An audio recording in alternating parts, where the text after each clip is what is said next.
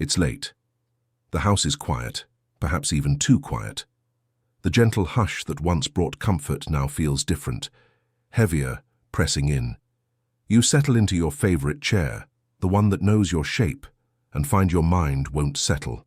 Thoughts drift in, small worries, echoes of past regrets, fleeting glimpses of imagined futures.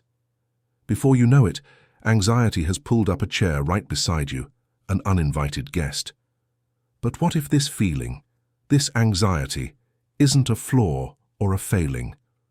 What if it's not a sign that something is inherently wrong with you, or a punishment for a life fully lived and deeply loved? What if, instead, anxiety is a signpost, gently guiding you towards something profound? Buddhist wisdom offers a radically different perspective. Suffering, including anxiety, isn't meant to be battled or dismissed. Instead, it's an opportunity for deeper understanding, a guide leading us back to what truly matters. We've often been taught to push anxiety away, to distract ourselves or suppress it. But this ancient wisdom suggests that our discomfort can be a doorway, that anxiety is less an adversary and more a teacher, arriving with a message we've perhaps overlooked for too long. Especially in life's later chapters, when there's more stillness, more room to feel, and more time to reflect, this message grows louder. We're no longer rushing from task to task. Instead, we're left with ourselves, our thoughts, our breath. This is where the profound inner work begins. In this reflection, we'll explore a powerful ancient insight from the heart of Buddhist philosophy that doesn't erase anxiety, but gently redefines how we experience it. This idea has offered solace to mountain monks, courage to warriors, and peace to countless ordinary people navigating life's quiet challenges. If you've ever felt trapped in your own mind, overwhelmed by unnamed emotions, or simply exhausted by the burden of worry, stay with me. This isn't about denial or forced optimism. It's about genuine liberation, because the truth is, you are not broken. You are not failing. You are simply being invited to perceive anxiety in a new light. Let's begin, not by fighting it, but by meeting it where it resides, within our own minds and in the patterns we hold dearest. The roots of disquiet, clinging and resistance. Anxiety doesn't materialize from thin air, like an unexpected storm. It has origins, and in the tranquil wisdom of Buddhism, these origins are known as clinging and resistance. These aren't just abstract concepts. They are ingrained patterns in how we respond to life, patterns that often deepen with age. Imagine clinging as the mind's grasping hand. It holds tightly to what we cherish: comfort, stability, the familiar people and routines that form the bedrock of our lives. When life inevitably shifts, as it always does, that clinging transforms into fear. It cries out, "Don't take this from me." On the other side is resistance, the part of us that pushes away what we don't want: pain, loss, illness, solitude, even the very notion of growing older. We reject it, fight against it, hoping that with enough effort it will simply vanish. But both clinging and resistance are draining, and ultimately ineffective. As the Buddha taught, whatever is subject to arising is subject to ceasing. In essence, everything changes. Your physical form changes, relationships evolve, even your emotions, those storms that feel eternal, will rise and fall like ocean tides. Yet, it's our reluctance to embrace this fundamental truth that fuels anxiety. Consider an old friend, a former architect named David. His morning ritual involved meticulously planning his day, every detail accounted for. It was his anchor, a symbol of control. When an unexpected illness forced him to relinquish his work and his structured routine, David began to unravel. He didn't just lose a habit. He lost what he believed was an essential part of his identity. His anxiety surged. The mornings, once a source of quiet contemplation, now only reminded him of what was no longer possible. Over coffee, I gently asked him, "David, what are you holding on to?" He paused, gazing out the window, and softly replied, "The version of me who was always in control." This is precisely what the Buddha illuminated. Our unease isn't born from change itself, but from our refusal to release what was. When we cling to the past or resist the present, Anxiety fills that gap, whispering, "You are losing your grip." But here's the liberating truth. We never truly had absolute control to begin with. Just as a lotus blooms beautifully from muddy water, our inner peace doesn't come from maintaining an unchanging world. It comes from learning to open our hands, to cease grasping and pushing, and simply allow life to unfold as it is. You are not defined by your routines, your past achievements, or your youth. When you begin to soften your grip on expectations, on perfection, on the need to have every answer, you'll discover something remarkable. Anxiety's hold on you also begins to diminish. As ancient texts suggest, from attachment springs sorrow, from attachment springs fear. But one who is free from attachment experiences neither. What might happen if, even just a little today, you allowed yourself to unclench the mind's fists? What if peace isn't found in returning to what was, but in embracing this very moment with open arms? If this message resonates with you, and you're seeking more moments of peace and insight, don't forget to like the video and subscribe for daily reflections rooted in ancient wisdom and modern clarity. The liberating insight. This is merely a thought, gentle that it can unravel anxiety at its core. This is merely a thought. Ponder that for a moment. Not every thought that arises is factual. Not every thought deserves your unquestioning belief. Some are echoes of old fears, some are habitual worries passed down through generations, and some are simply the brain's ingrained pattern of scanning, protecting, and imagining. But a thought, no matter how loud or persistent, is not an immutable reality. It is a fleeting cloud passing across the vast sky of your awareness. A seasoned meditator once advised, "Don't believe everything you think." Even the most urgent thoughts are often just ripples on the mind's surface. The more we observe and reflect, the more we recognize this truth. Anxiety, as overwhelming as it can feel, often begins with a single thought, and that thought gains power only when we accept it without question. Take, for instance, the story of Sarah, a 76-year-old widow adjusting to a quieter life after her husband's passing. She began experiencing a peculiar kind of apprehension. Sitting alone in her living room, she would suddenly worry, "What if I fall and no one finds me?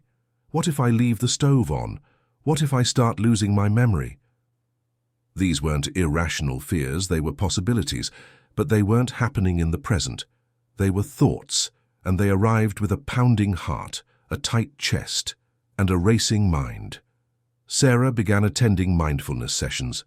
One afternoon, the instructor asked the group to write down the phrase, "This thought is not me, it is just a thought." At first it felt awkward, but over time this phrase became Sarah's anchor. Each time a fear arose, she would gently repeat it. "This thought is not me, it is just a thought."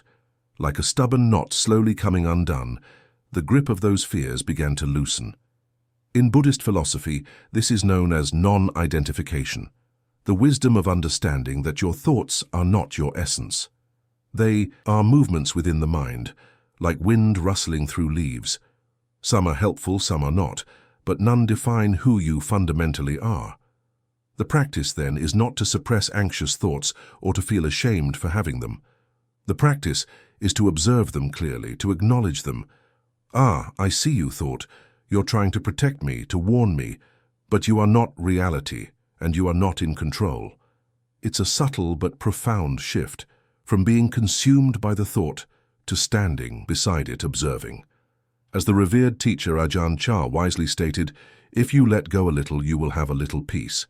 If you let go a lot, you will have a lot of peace. If you let go completely, you will be free." When the next wave of unease arises, try meeting it with gentleness. Whisper to yourself, "This is merely a thought."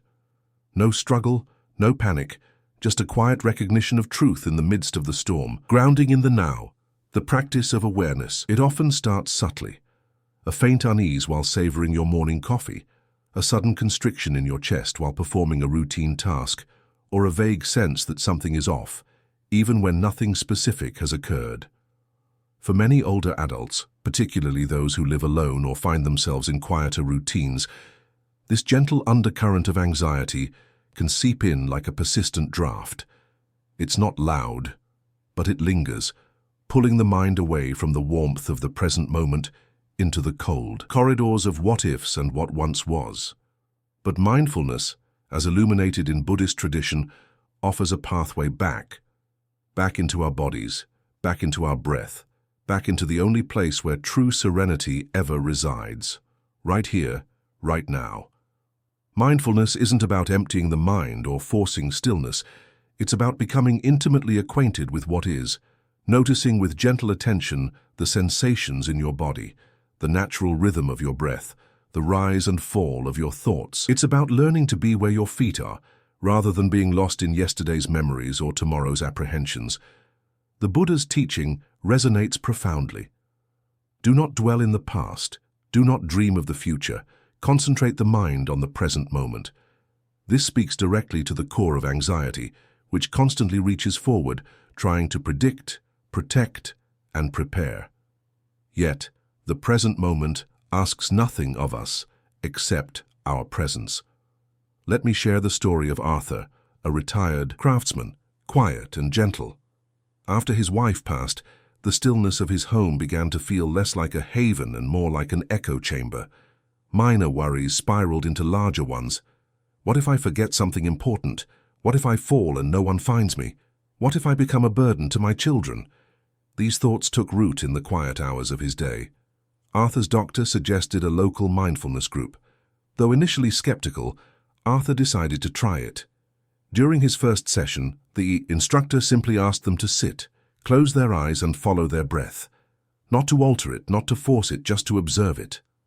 Arthur later recounted, "At first, all I noticed was how loud my thoughts were, but eventually I started to notice my breathing, then the sound of the birds outside, and then the warmth in my hands.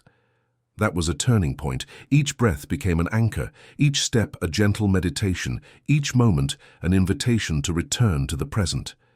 He began practicing 5 minutes a day, simply sitting in his garden, hands resting on his knees, eyes soft, breath steady. He didn't try to clear his mind. He simply observed it, like watching clouds drift across the sky. And with time, the clouds grew lighter. This is the power of mindfulness. It doesn't promise to erase our struggles, but it teaches us to sit with them without fear. It helps us see that we are not the storm. We are the expansive sky that contains it. Mindfulness is also deeply forgiving. If your mind wanders, that's perfectly fine. The moment you notice you've drifted, you've already returned. That noticing is the practice. That return is the victory. So, if anxiety visits you in the quiet of your days, don't engage in battle. Instead, offer it your breath. Anchor yourself in what you can feel. Your feet on the floor, the warmth of sunlight, the gentle rhythm of your inhale and exhale. This is not denial. It's a sacred act of returning to yourself. As Zen master Thich Nhat Hanh reminds us, feelings come and go like clouds in a windy sky. Conscious breathing is my anchor. Try it now. Take a breath. Feel it travel through your nose. Feel your chest rise. As you exhale, softly whisper to yourself, "I am here." And here is enough. Compassion, the soothing balm for anxiety. There's a quiet, relentless voice that often accompanies anxiety, and it doesn't originate from the outside world. It comes from within ourselves, the inner critic whispering, "Why are you like this? You should be stronger. You're a burden."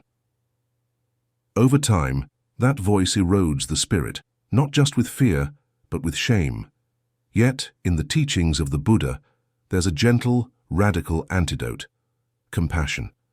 And not just compassion for others, but profoundly, compassion for ourselves. Many older adults grew up in an era where emotional needs were often minimized, where resilience equated to stoicism, and self-sacrifice was seen as the highest virtue. You cared for children, partners, aging parents, quietly shelving your own pain, fatigue, and needs. Perhaps now, with space to finally feel, everything you postponed rushes in: anxiety, guilt, grief, regret. But Buddhist wisdom teaches us that the path to peace isn't paved with perfection, it's walked with tenderness. The Buddha declared, "You, yourself as much as anybody in the entire universe, deserve your love and affection." These words are not an indulgence, they are a lifeline. Consider the story of Eleanor, a 79-year-old woman who had spent most of her life nurturing others. A nurse by profession, a mother by nature, she had always been the steadfast one. But after retirement, and especially after losing her sister, Eleanor began experiencing waves of anxiety. She felt foolish, even embarrassed. Why now? She wondered. I've always managed. During a mindfulness retreat, a Buddhist teacher invited the group to place their hands on their hearts and silently repeat, "May I be kind to myself in this moment. May I accept myself just as I am." At first, Eleanor couldn't do it. Her chest tightened, tears welled. It felt unfamiliar, almost selfish, but the teacher gently reminded her, self-compassion isn't about ego. It's about softening. It's about not turning away from your own pain. That moment marked the beginning of Eleanor's healing, not because the anxiety vanished, but because she no longer faced it alone. She began writing letters to herself, forgiving the parts of her that had been too tired to keep going, too overwhelmed to explain, too hurt to reach out. Slowly, she began to feel whole again. In Buddhist practice, compassion is viewed as medicine for the heart, and like any medicine, it must be administered regularly, especially when symptoms of suffering arise. Here are a few gentle ways you can practice self-compassion daily. Speak kindly to yourself, especially when you feel afraid or anxious. Replace "What's wrong with me?" with "This is hard and I'm doing the best I can." Place your hand over your heart during anxious moments. It's a physical gesture of care, a reminder that you are not abandoned. Offer yourself the same grace you would offer a dear friend. If you wouldn't say it to them, don't say it to yourself. Acknowledge your efforts. You've endured so much. You're still learning. That truly matters. Compassion doesn't fix everything, but it transforms the way we navigate everything. It reshapes anxiety from a confining prison into a navigable path, a path that walks alongside your pain, not in opposition to it. Thich Nhat Hanh once said, "When you love someone, the best thing you can offer is your presence. How can you love if you are not there?" The same holds true for ourselves. If we are not present for our own pain, who will be? So, the next time anxiety knocks, meet it with kindness. Offer it a quiet space. Sit with it. Ask what it needs, not to fix it, but to hold it gently, like a frightened child in the dark. Because sometimes, all our inner world truly needs is to know that someone is still listening. The insight that unbinds.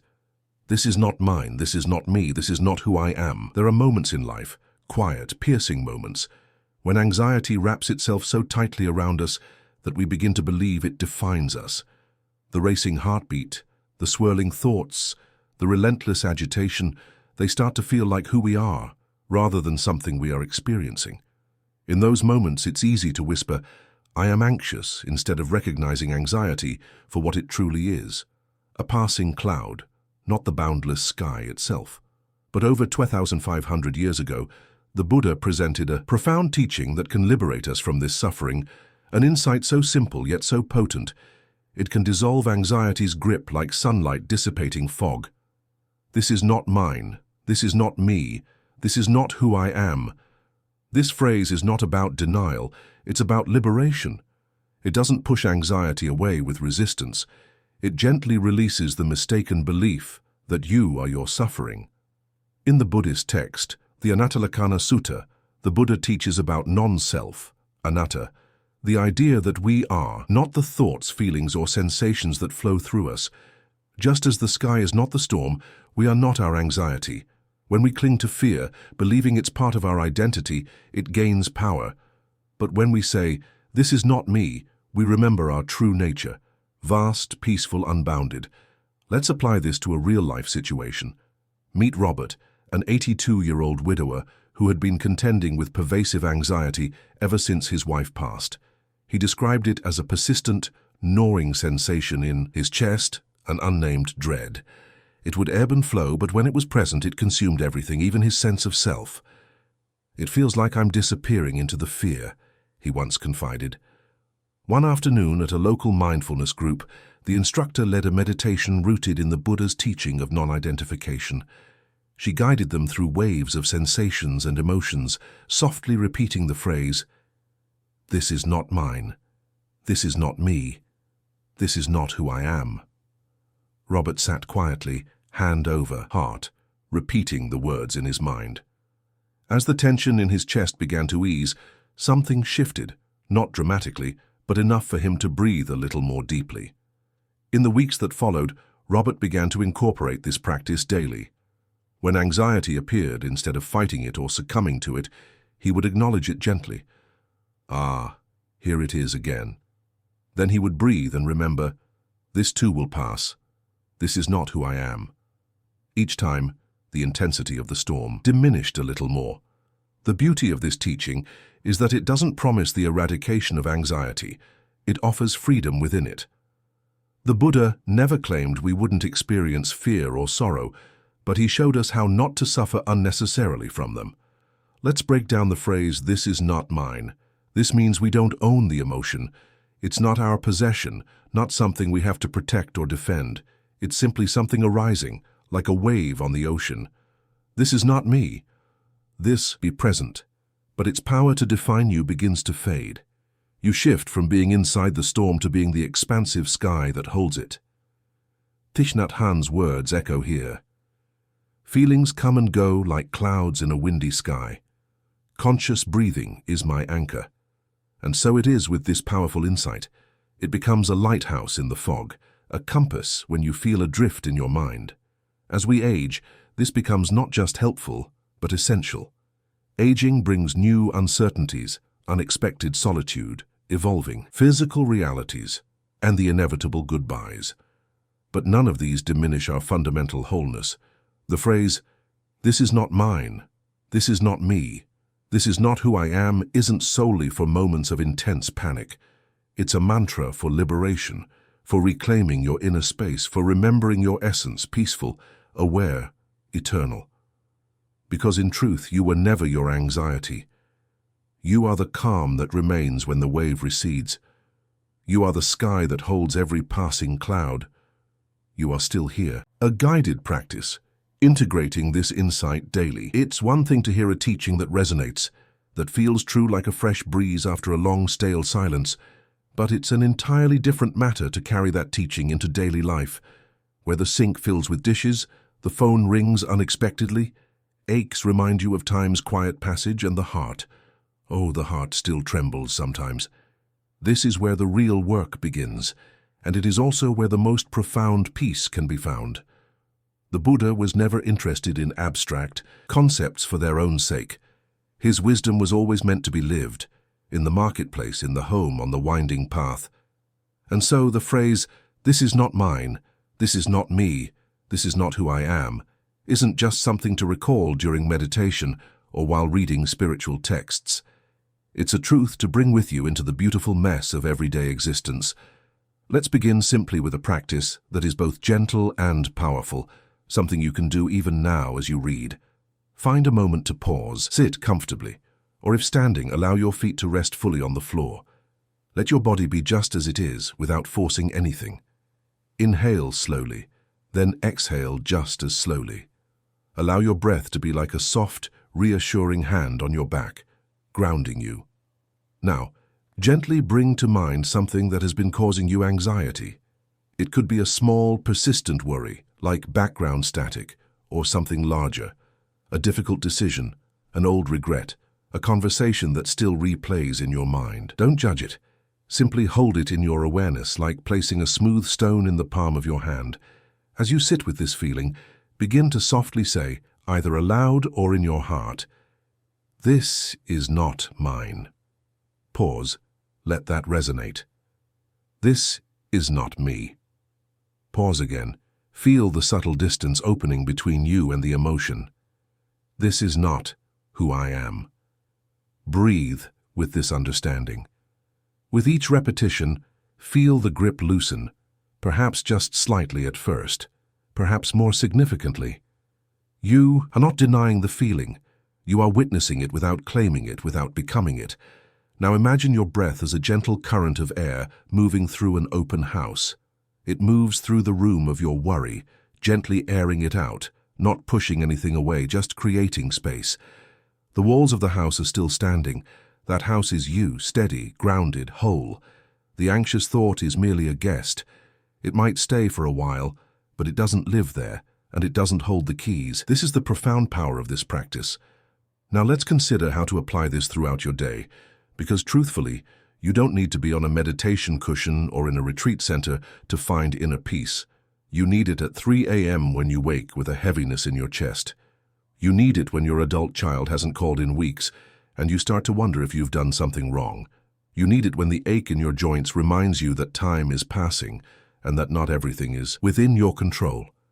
In these moments, don't strive for perfection, simply reach for presence. Inhale, gently whisper, "This is not mine." Exhale, "This is not me." Inhale again, "This is not who I am." Then, return your attention to whatever is in front of you, washing a cup, folding a blanket, stroking your pet, listening to the wind through the trees outside your window. In this way, the practice becomes seamless, not a separate task, but a way of moving through your life. And here's the beautiful part. The more you do this, the more your nervous system begins to understand that you are safe. You are not trapped in the past. You are not drowning in what-ifs. You are right here, breathing, alive, whole. Thich Nhat Hanh once wrote, "The present moment is filled with joy and happiness. If you are attentive, you will see it." The phrase, "This is not mine, this is not me, this is not who I am," is a bridge back to that joy, a quiet invitation to remember that the real you has never been broken by fear. It's simply waiting to be remembered. So the next time anxiety surfaces, don't flee, don't resist. Welcome it like a visitor you no longer fear. Offer it a quiet moment. Look it in the eye and remind both of you, this is not who I am. Because who you truly are is the stillness beneath the storm, the spaciousness within the noise, and love, always love, holding it all. If this message resonated with your heart, I invite you to share your thoughts in the comments. Your experience, your story, could be the light someone else needs tonight. And if you'd like more reflections like this, rooted in timeless wisdom and spoken directly to the soul, don't forget to subscribe to our channel. You are always welcome here. Until next time, breathe deeply, walk gently, and remember who you truly are has never been broken, just waiting to be remembered.